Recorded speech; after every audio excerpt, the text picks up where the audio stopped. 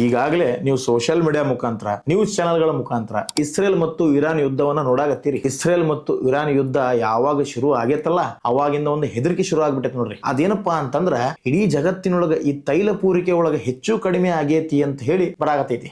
ಅದಷ್ಟ ಅಲ್ಲ, ಹಾರ್ಮೋಜ್ ಇದು ಒಂದು ಕಿರಿದಾದ ಸಮುದ್ರ ಮಾರ್ಗ, ಇದನ್ನೂ ಕೂಡ ಬಂದ್ ಆಕೇತಿ, ಬಂದ್ ಮಾಡಾಕತ್ತಾರ ಅಂತ ಸುದ್ದಿ ಹಬ್ಸ್ಯಾರ. ಯಾಕಂದ್ರೆ ಜಗತ್ತಿನೊಳಗ 20% ತೈಲ ಇದೇ ದಾರಿ ಒಳಗೆ ಬರುವುದು. ಇದೇ ವಿಚಾರವನ್ನ ಇಟ್ಕೊಂಡು ಇದ್ರ ಹಿಂದೆ ನಮ್ಮ ಇಡೀ ಭಾರತ ದೇಶದೊಳಗ ಒಂದು ದೊಡ್ಡ ಸುಳ್ಳು ಸುದ್ದಿಯನ್ನ ಹಬ್ಸಾಕತ್ತಾರ. ಭಾರತದ ಕಡೆ ಬರೀ 25 ದಿನಗಳ ತೈಲ ಬಾಕಿ ಐತಿ ಅಂತ ಹೇಳುದು ಸುಳ್ಳು ಸುದ್ದಿಯನ್ನ ಜನಗಳಲ್ಲಿ ಗಾಬರಿ ಹೆಚ್ಚು ಮಾಡುವಂತದ್ದು ಮಾಡಾಕತ್ತಾರ. ಆದ್ರೆ ಸತ್ಯನ್ ಗೊತ್ತಿಲ್ಲ.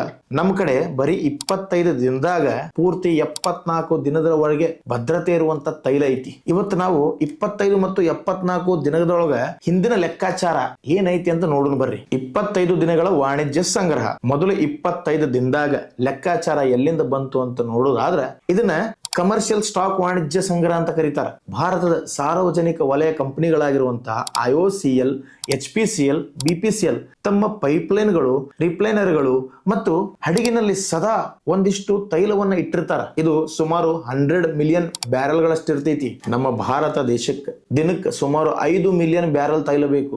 ಆ ಲೆಕ್ಕದೊಳಗ ಇದು ಕೇವಲ 25 ದಿನದಾಗ ಮಾತ್ರ ಸಾಕಾಕೈತಿ. ಒಂದ್ ವೇಳೆ ಪೂರೈಕೆ ಮಾಡೋದಕ್ಕೆ ಏನಾದ್ರೂ ಅಡಚಣೆ ಆದ್ರೆ ಸರ್ಕಾರ ಈ ದಾಸ್ತಾನ ಮಿತವಾಗಿ ಬಳಸಿ 40 ರಿಂದ 45 ದಿನದ ಒಳಗ ವಿಸ್ತರಿಸುವಂತ ಸಾಮರ್ಥ್ಯ ಐತಿ. ಇದಷ್ಟ ಅಲ್ಲ, ನಮ್ಮ ಸರ್ಕಾರ ಇಂಥವೇನಾದ್ರೂ ತೊಂದರೆ ಬರ್ತಾವಂತನ ಹೇಳಿನ ಕೆಲವೊಂದಿಷ್ಟು ತೈಲವನ್ನ ರಿಸರ್ವ್ ಮಾಡಿ ಇಟ್ಟಿರ್ತಾರ.